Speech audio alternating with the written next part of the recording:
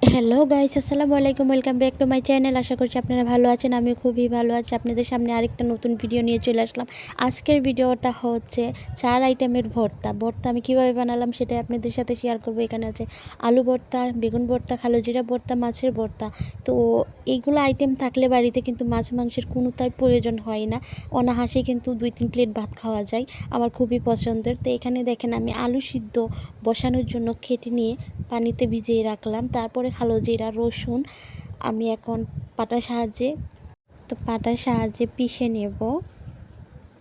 এখানে আমি শুকনো মরিচ ভাজা ছিল, শুকনো মরিচ দিয়ে মিহি করে ভালো করে কিন্তু পিষে নেবেন আপনারা। তো দেখেন আমার কিন্তু বাটা হয়ে গেছে। এখন এখানে আমি লবণ দিয়ে মাখিয়ে নেব, তাহলে কিন্তু আমার ভর্তাটা তৈরি হয়ে যায়। এখানে আমি বেগুন নিয়ে নিয়েছি, শুকনো মরিচ, পেঁয়াজ কুচি দিয়ে আমি ভালো করে সরিষার তেল দিয়ে মাখিয়ে ভর্তাটা বেগুনের সাথে আমি কিন্তু মাখিয়ে নিলাম। তারপর এখানে আলু আমি আগে সিদ্ধ করে খোসা খোসা আমি আগেই ছাড়িয়ে রেখেছিলাম। তো এখন শুধু মাখানো হচ্ছে। তো এখানে আমি মাছ নিয়ে নিয়েছি। মাছ কিন্তু আগে ফ্রাই করে ভেজে কাটা সরিয়ে নিয়েছিলাম। এখন শুধু ভর্তাটা বানানো হচ্ছে। তো আপনারা চাইলে এরকম আইটেমের কিন্তু ভর্তা তৈরি করতে পারবেন। ঘরে কিছু না থাকলে মাছ মাংসের প্রয়োজন হবে না। আমি আগেই বললাম আমার খুবই পছন্দের এগুলা ভর্তা।